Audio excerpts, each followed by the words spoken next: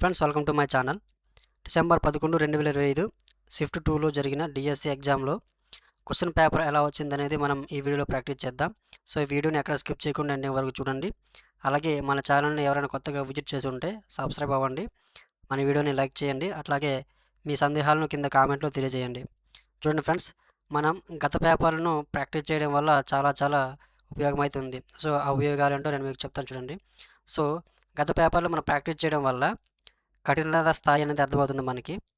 So కఠినత స్థాయి మనకు అర్థమవుతుంది, అలాగే ఎలాంటి ప్రశ్నలు వస్తున్నాయో మనకి అర్థమవుతుంది, తెలుస్తుంది. అలాగే ఎంత లోతుగా ప్రశ్నలు వస్తున్నాయో కూడా మనం గమనించవచ్చు. అలాగే మనకి కొన్ని రిపీటెడ్ ప్రశ్నలు కూడా మనకి ఎదురయ్యే అవకాశాలు ఉంటాయి. అలాగే సిలబస్ను ఎంతవరకు కవర్ చేస్తున్నాడో కూడా మనము గ్రహించవచ్చు. ఏం చేయడం వల్ల, గత పేపర్లను మనం ప్రాక్టీస్ చేయడం వల్ల ఈ 4-5 బెనిఫిట్స్ అయితే మనకి పొందడం అయితే జరుగుతుంది. మొదటి కఠినత స్థాయికి మనకు అర్థమవుతుంది, అలాగే ఎలాంటి ప్రశ్నలు వస్తున్నాయో మనకు అర్థమవుతుంది, అలాగే ఎంత లోతుగా అడుగుతున్నాడో మనకు అర్థమవుతుంది, అలాగే ఎలాంటి ప్రశ్నలు వస్తున్నాయో అనేది అర్థమవుతుంది. కొన్ని రిపీటెడ్ ప్రశ్నలు రావడం వల్ల మనము అవి ఆన్సర్ చేసే సమాధానం మనము పొందవచ్చును, అదో బెనిఫిట్. అలాగే పూర్తి డిఎస్సి సిలబస్లో నుంచి మొత్తము ఎంతవరకు కవర్ చేస్తున్నాడు అనేది కూడా మనం గ్రహించవచ్చును.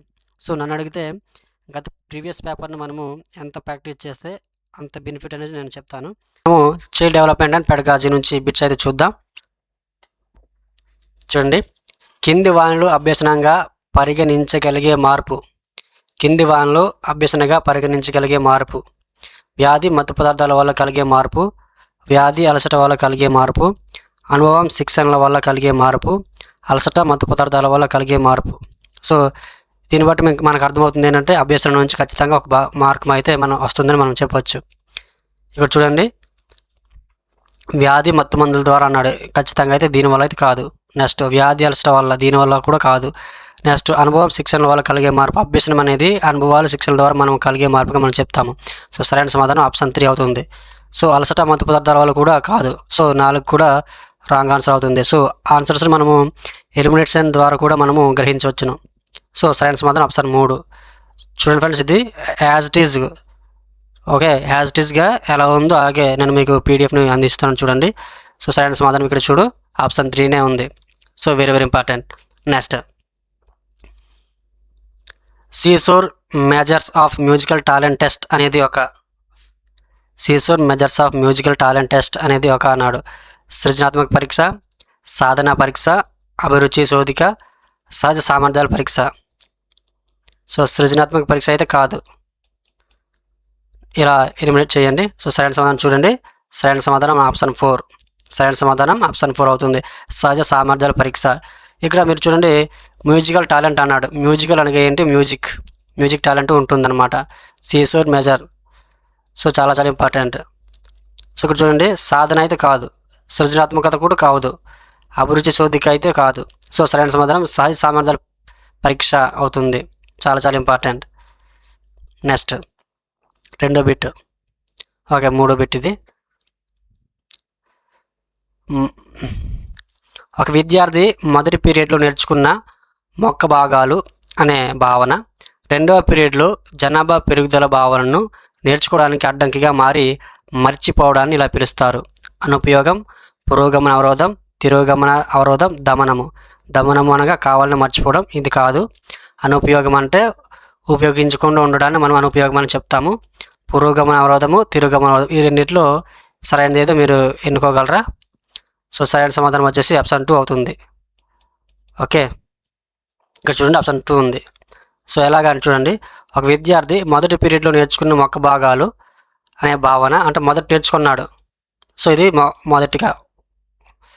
రెండవ పీరియడ్లో జనాభా పెరుగుదల భావాన్ని నేర్చుకోవడానికి అడ్డంకిగా మారింది అనగా రెండో చాప్టర్గా ఏం నేర్చుకున్నాడు అనగా జనాభా పెరుగుదల అనే భావన నేర్చుకున్నాడు, అంటే ఇది 2 అని పెట్టుకోండి.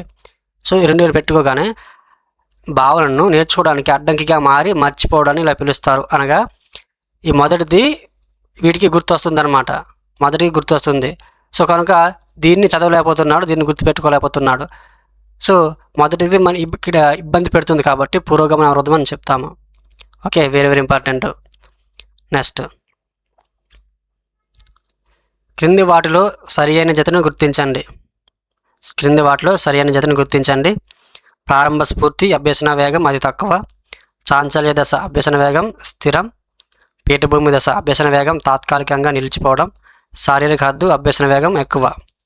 సో ఇది అభ్యసనం నుంచి తీసుకున్న బిట్. ఇప్పటికి మనకి అభ్యసనం నుంచి ఒక 2 బిట్లు ఇక్కడే ఎదురయ్యాయి. ఓకే, చూడండి సరైన సమాధానం చూద్దాం. సరైన సమాధానం ఆప్షన్ 3 3. ఇక్కడ చూడండి ఎక్స్ప్రెషన్. ప్రారంభ స్ఫూర్తి అభ్యసన వేగం అతి తక్కువ అన్నాడు.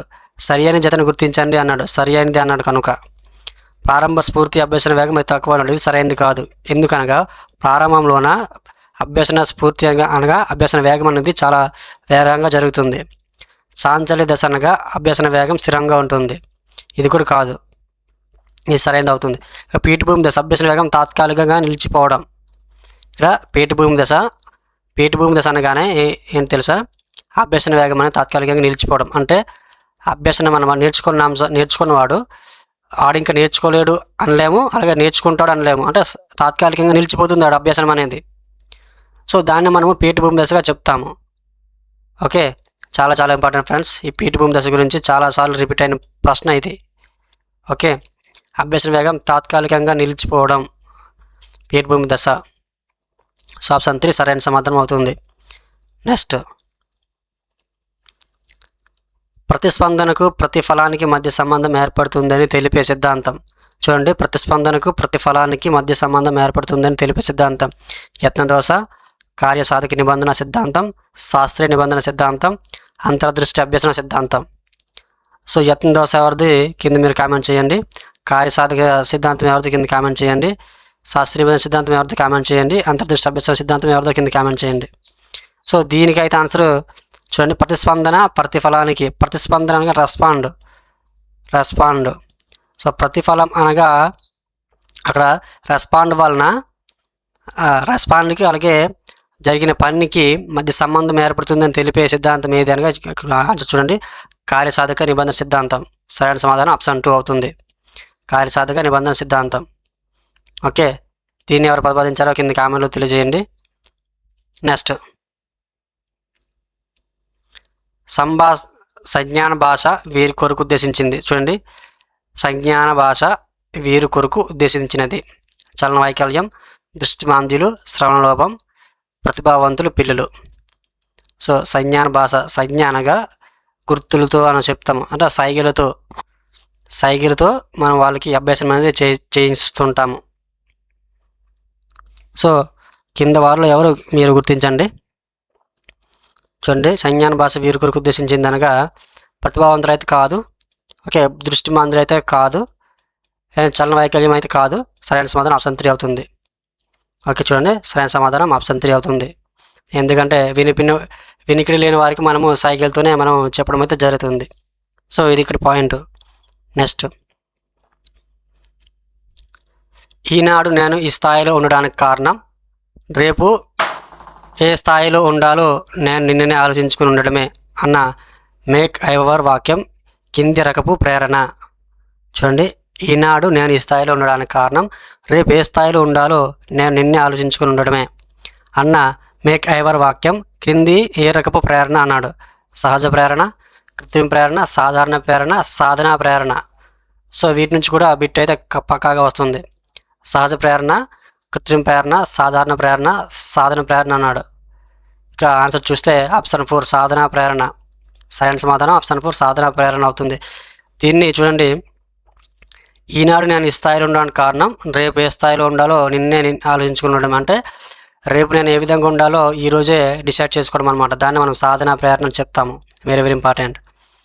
నెక్స్ట్, ఆనందదాయక అభ్యసనం అంటే సులభమైన అంశాల ద్వారా అభ్యసనం, భయరహిత వాతావరణంలో అభ్యసనం, క్రీడలు క్రమశిక్షణ ద్వారా అభ్యసనం, సాంప్రదాయ పద్ధతుల్లో అభ్యసనం. సరైన సమాధానం చూడండి, ఆనందదాయక అభ్యసనం అంటే అన్నాడు భయరహిత వాతావరణంలో అభ్యసనం. సరైన సమాధానం ఆప్షన్ 2 అవుతుంది. భయరహిత అన్నాడు, రహిత అనగా అక్కడ భయం అనేది లేదు. ఓకే, భయం అనేది లేదు కనుక వాడు ఆనందంగా అభ్యసనం చేస్తున్నాడు. సో అభ్యసనం నుంచి ఎన్ని బిట్స్ మనకి ఎదురయ్యాయి? 3 ఎదురయ్యాయి. చూడండి, భయరహిత వాతావరణ అభ్యసనం. సరైన సమాధానం ఆప్షన్ 2. చూడండి, ఆప్షన్ 2 సరైన సమాధానం. నెక్స్ట్, ఒక ఉపాధ్యాయుడు తరగతిని 5 ఉప సమూహాలుగా విభజించి ఒక సభ్యుడు ఒక ఉపభావనను మిగిలిన సభ్యులకు బోధించేలా కేటాయించడం జరిగింది. ఇది ఈ పద్ధతిని సూచిస్తుంది.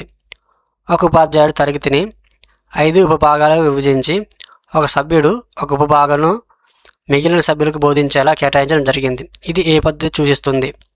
స్వీయ బోధనా పద్ధతి, వ్యక్తిగత అభ్యసనం, కార్యక్రమీత అభ్యసనం, సహకార అభ్యసనం. సరైన సమాధానం గుర్తించండి.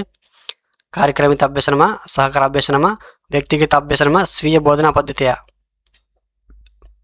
సో సరైన సమాధానం ఆప్షన్ 4 సహకార అభ్యసనం అవుతుంది. సహకార అభ్యసనం.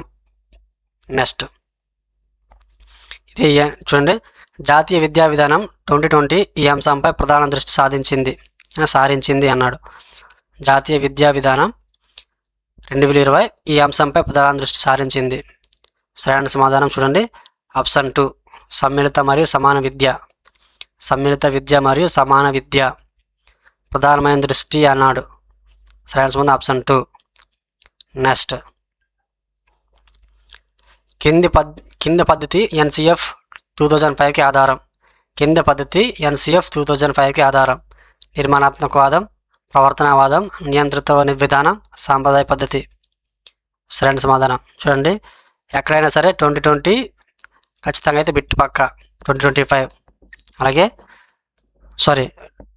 2005 మనకి ఖచ్చితంగా బిట్ ఉంటుంది. సరైన సమాధానం ఆప్షన్ 1 నిర్మాణాత్మకవాదం. సరైన సమాధానం నిర్మాణాత్మకవాదం. నెక్స్ట్ ఒకవేళ మీరు ఈ ఎగ్జామ్ రాసుంటే కింద మీరు రాశాను అని కింద కామెంట్ చేయండి. మకరెంకో యొక్క విద్యాతత్వం కింది వాదంతో సారూప్యత కలిగి ఉంటుంది. మకరెంకో యొక్క విద్యాతత్వం కింది వాదంతో సారూప్యత కలిగి ఉంటుంది. సాంఘిక నిర్మాణాత్మకత, ప్రకృతివాదం, ఆదర్శవాదం, వ్యక్తిత్వవాదం. మకరెంకో నేనైతే ఈ పదం నేను వినలేదు. సో మీరు వినుంటే కింద కామెంట్ చేయండి. సో సరైన సమాధానం వచ్చేసి ఆప్షన్ 1 సాంఘిక నిర్మాణాత్మకత. Next national early childhood care and education పాలసీని రూపొందించిన సంవత్సరం. అనగా దీన్ని పూర్తి పేరు చదవండి. NCF కదా. National early childhood care and education పాలసీని రూపొందించిన సంవత్సరం 2006, 2009, 2011, 2013. సో సరైన సమాధానం వచ్చేసి ఇక్కడ 2013. ఓకే, 2013 సరైన సమాధానం అవుతుంది. నేషనల్ ఎర్లీ చైల్డ్హుడ్ NECCE చాలా important. Next open learning platform నందు SPOC పూర్తి రూపం. ఓపెన్ లెర్నింగ్ ప్లాట్ఫామ్ నందు SPOC పూర్తి రూపం. ఇది మనకు తెలిసిందే కదా. ఇది ఏం సబ్జెక్ట్ ఇది? సరైన సమాధానం గుర్తించండి. సరైన సమాధానం option 3 self paced online course. Open learning platform నందు SPOC పూర్తి రూపం self paced online course. Next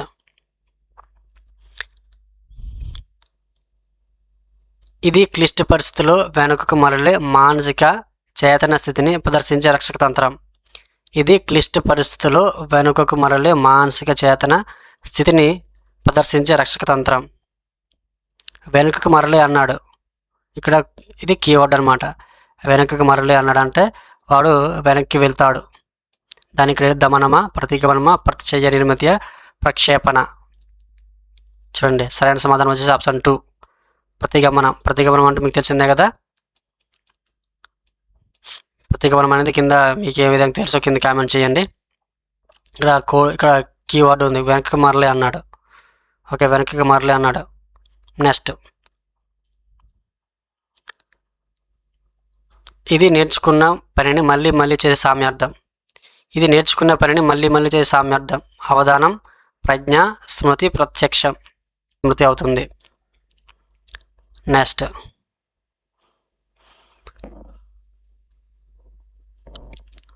ఓగైవ్ వక్రమును మరో పేరు. ఓగైవ్ వక్రమునకు మరో పేరు.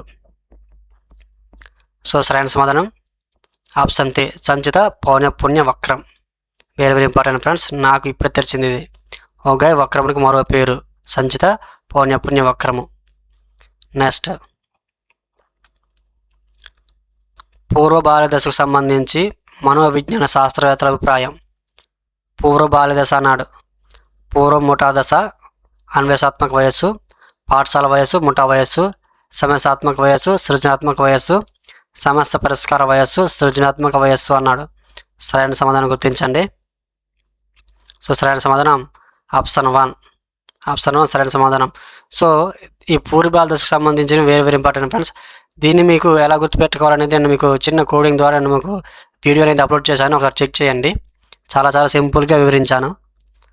సో ఇక్కడ కీవర్డ్ ఏంటో నేను మీకు ఇక్కడ వివరిస్తాను చూడండి. పూర్వ బాల్య దశ అన్నాడు కదా, పూర్వాలోన వా వస్తుంది చూసారా, వా పూర్వ బాల్య దశ. సో ఇక్కడే ఉంది పూర్వ బాల్యకు సంబంధించినవి ఈ వాతోనే స్టార్ట్ అవుతాయి. పూర్వ అన్నాడు, ఇక్కడ వాకు సరిపోయింది. అన్వేషణ వయస్సు అన్నాడు, అన్వేషణలోన వా ఉంది, ఈ వాకి వా సరిపోయింది. ఇది కీవర్డ్ అనమాట. ఈ విధంగా పెట్టుకొని నేను ఎగ్జామ్లో ప్రిపేర్ అవ్వడం జరిగింది. సో మీరు కూడా ఈ టెక్నిక్ని ఉపయోగించుకోండి. కింద చాలా ఆప్షన్స్ ఇస్తాడు, కానీ ఈ విధంగా అయితే కీవర్డ్ అయితే ఉంటుంది. ఆ కీవర్డ్ ద్వారా మనం గుర్తుపెట్టుకోవచ్చు. మీరు వీడియో ఉంది, ఆ వీడియో అనేది చూడండి, చాలా సింపుల్గా వివరించడం జరిగింది. వికాస దశల గురించి కోడింగ్తో వివరించాను, ఒకసారి చెక్ చేయండి. నెక్స్ట్ రచయితలు వారి పుస్తకములకు సంబంధించి సరైన సమాధానం గుర్తించండి. రచయితలు వారి పుస్తకములకు సంబంధించి సరైన సమాధానం గుర్తించండి.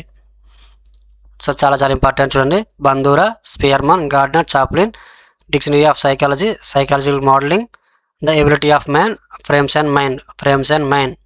చాలా ఇంపార్టెంట్. జతపరచడాలు ఇస్తే కానీ బుర్రపాడు అవుతుంది. Very important. సో దీన్ని ఎలా గుర్తుపెట్టుకోవాలో చూద్దాం. Bandura, Spearman, Gardner, Chaplin.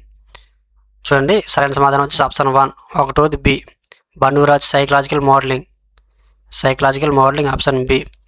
రెండు వచ్చేసి సి, ఎబిలిటీ ఆఫ్ మ్యాన్. ఇక్కడ స్పియర్మన్ మ్యాన్ కీవర్డ్ అనమాట, చాలా ఇంపార్టెంట్. కీవర్డ్ ఇలా విధంగా గుర్తుపెట్టుకోవాలి. Spearman man. గార్డెనర్ వచ్చి ఫ్రేమ్ అండ్ మైండ్. గార్డెన్లోన ఫ్రేమ్ అండ్ మైండ్ అనేది ఫ్రేమ్ చేస్తుందని గుర్తుపెట్టుకోండి. చాప్లిన్ ఎలాగో మిగిలిపోయింది కాబట్టి dictionary of psychology Chaplin. So ఆ విధంగా గుర్తుపెట్టుకోండి, ఈజీ. నెక్స్ట్ విలువల అధ్యయనం అనే మాపనాన్ని తయారు చేసిన వారు ఎవరు? Allport, Werner Lenz, Williamson, Carl Roger Maclean, Binet Simon, Quigley, Frisina. చూడండి విలువల అధ్యయనం అనే మాపనాన్ని ఎవరు తయారు చేశారు అన్నాడు. సరైన సమాధానం ఆల్పోర్ట్, వెర్నర్ లింజ్. నెక్స్ట్ కెరటం నాకు ఆదర్శం, అది లేచి పడుతున్నందుకు కాదు, పడినా లేస్తున్నందుకు అనేది వ్యక్తి యొక్క దృఢత్వాన్ని సూచిస్తుంది అన్నాడు. అభిరుచి, సహజ సామర్థ్యం, వైఖరి, సృజనాత్మకత అన్నాడు. సో సరైన సమాధానం ఆప్షన్ 3 వైఖరి. సరైన సమాధానం వైఖరి అవుతుంది. చూడండి ఇక్కడ ఎగ్జాంపుల్ ఇచ్చేసి అదేమవుతుందో అని అడిగాడు. Okay, very important. నెక్స్ట్ ఆత్మభావనకు సంబంధించి సరైన ప్రవచనాలు గుర్తించండి. కార్ల్ రోజర్స్ ప్రకారం ఇది 3 మూలకాలను కలిగి ఉంటుంది. క్యూ స్టార్స్ను ఆత్మభావన మదింపుకు ఉపయోగిస్తారు. మీకు ఈ కార్ల్ రోజర్స్ గురించి కూడా కోడింగ్ వీడియో చేశాను, చూడండి. ఆత్మభావన అన్నాడు అనుకోండి కార్ల్ రోజర్స్. కార్లో తిరిగితేనే నా ఆత్మ అనేది బాగుంటుంది అని గుర్తుపెట్టుకున్నాము. ఓకే, ఆ వీడియోలో చెప్పడం జరిగింది. కార్లో తిరిగితేనే నా ఆత్మకు శాంతి అని గుర్తుపెట్టుకొని పర్లేదు. కార్లు అన్నాడంటే ఆత్మ ఇది 3 మూలకాలు కలిగి ఉంటుంది అన్నాడు. 3 మూలకాలు కలిగి ఉంటుందా లేదనేది మనము ఈయన గురించి చదివి తెలుస్తుంది. సో సరైన సమాధానం చూస్తే సరైన సమాధానం వచ్చేసి 4 ఏబి కరెక్ట్, అనగా ఏబి సరైనవి. క్యూ స్టార్స్ను ఆత్మభావన మదింపుకు ఉపయోగిస్తారు అంటే ఈ 2 సరైనవి. నెక్స్ట్ కాలక్రమ పట్టికతో సంబంధం లేకుండా స్వేచ్ఛ సహకారం ఆధార సూత్రాలుగా సాగే వైయక్తిక విద్యార్థి కేంద్రీకృత బోధనా విధానం.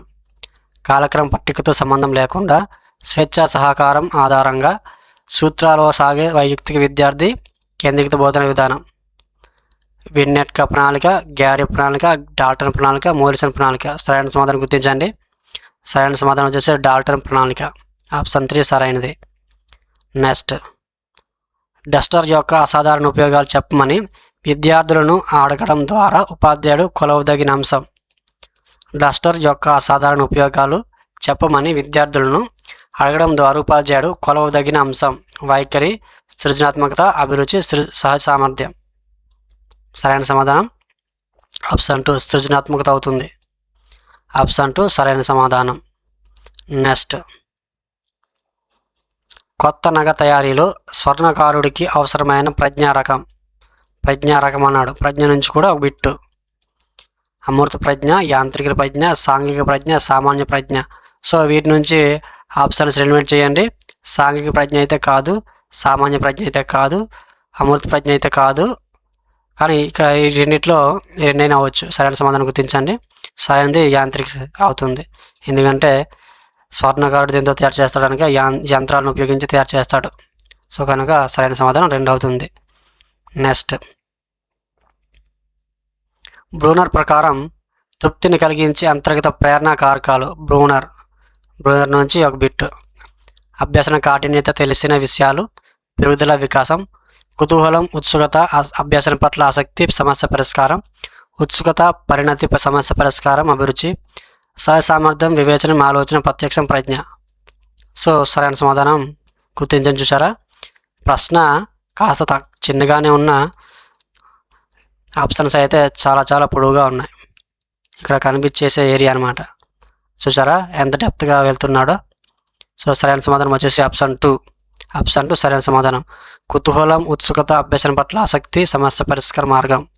బ్రూనర్ ప్రకారం తృప్తిని కలిగించే అంతర్గత ప్రేరకాలు అనగా ఇవి అవుతాయి.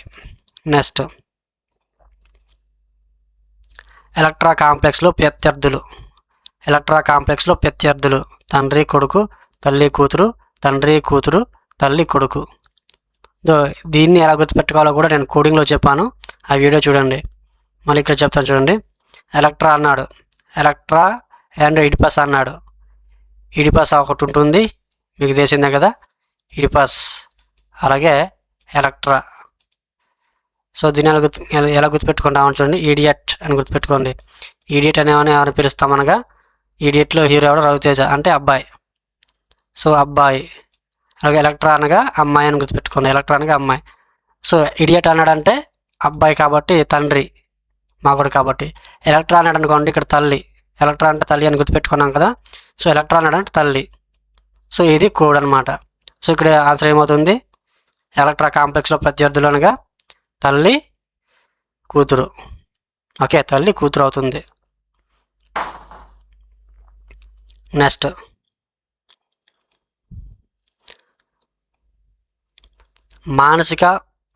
మానవ వికాస సూత్రానికి సంబంధించి సరైన వాక్యం. మానవ వికాస సూత్రానికి సంబంధించి సరైన వాక్యం. వికాసం అన్ని దశలు ఒకే విధంగా సాగను. వికాసం ఎల్లప్పుడూ నిలువుగా ఊర్ధ్వముఖ దిశలో ఉంటుంది. వికాసం అవిచ్ఛిన్నంగా సాగుతుంది.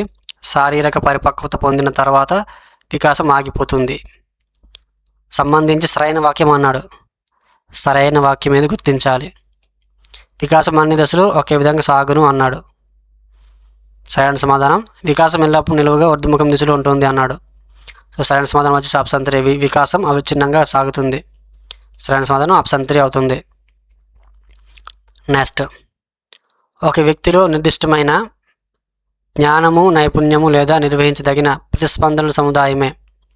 ఒక వ్యక్తిలో నిర్దిష్టమైన జ్ఞానము, నైపుణ్యము లేదా నిర్వహించదగిన ప్రతిస్పందనల సముదాయమే. సరైన సమాధానం వచ్చేసి సహజ సామర్థ్యం అవుతుంది. సహజ సామర్థ్యము. నెక్స్ట్, ఈ ఆలోచన రకంలో సృజనాత్మకత ఎక్కువగా ఉంటుంది. ఈ ఆలోచనలో సమాఖ్య, సంసర్గ, నిర్దేశిత, ప్రత్యక్ష ఆలోచన. సో సరైన సమాధానం గుర్తించండి. సరైన సమాధానం వచ్చేసి ఆప్షన్ 3 నిర్దేశిత ఆలోచన. నిర్దేశిత ఆలోచనలో సృజనాత్మకత ఎక్కువగా కలిగి ఉంటుంది. నిర్దేశిత ఆలోచనలోని సృజనాత్మకత అనేది ఎక్కువగా కలిగి ఉంటుంది. Okay, next Telugu. So Telugu next వీడియోలో చూద్దాం. చూడండి ఫ్రెండ్స్, ఇప్పటికే వీడియో లెంత్ అయింది. సో ఇది సైకాలజీకి సంబంధించిన క్వశ్చన్ పేపర్ అనమాట. సో మళ్ళీ సబ్జెక్ట్ వేరే వీడియోలో నేర్చుకుందాం. ఓకే, మన వీడియోని లైక్ చేయండి ఫ్రెండ్స్. Okay, thank you.